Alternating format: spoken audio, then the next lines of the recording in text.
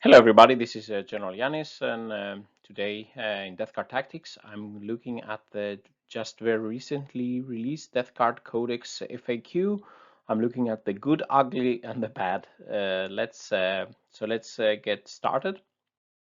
So today, the 22nd of February, we have the FAQ update for our codex. So after having the codex for a full 3 days over the weekend, it was of course time for the first FAQ, changing a few things, but some substantial things.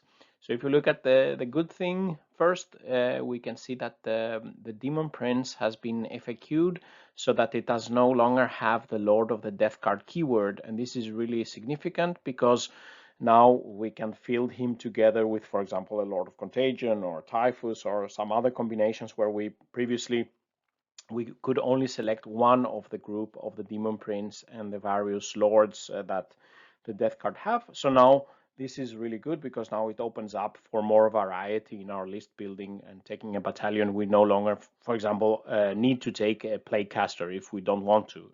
So we can combine Death Guard and Chaos Lord, for example, or something like this. So this is a good and welcome change, and hopefully it was a miss in the beginning because it didn't make any sense, this restriction to say.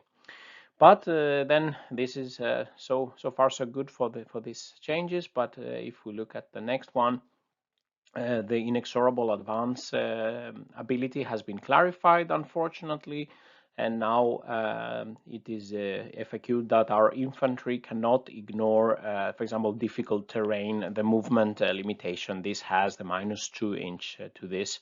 So it's clarified that only modifiers to the move characteristic, as this is a very specifically targets any ability that targets the movement characteristic of our infantry, can be ignored by the Inexorable Advance. And basically there are not, it's quite limited use because there are not so many modifiers in the game that really affect the move characteristic.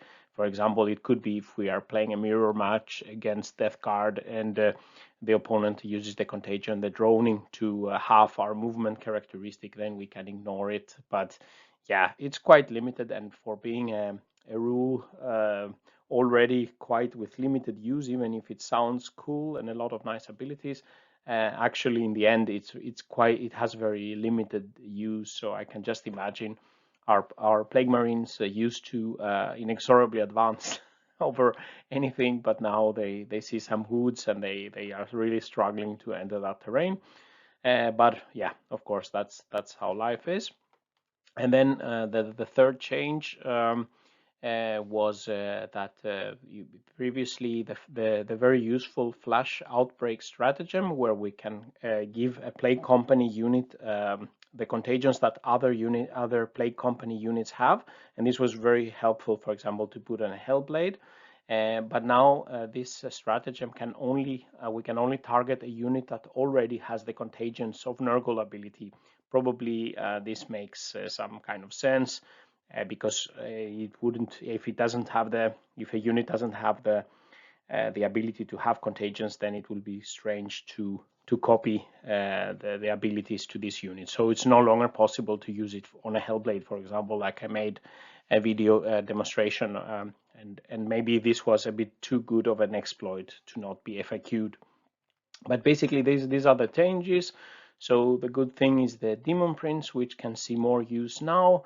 The Inexorable Advance basically is becoming more and more worthless to us, and the Flash Outbreak stratagem, we can still use it. It's still quite useful, but we can't use it together with some Forge World models that have very long move and put a lot of the enemy in a big contagion from the start.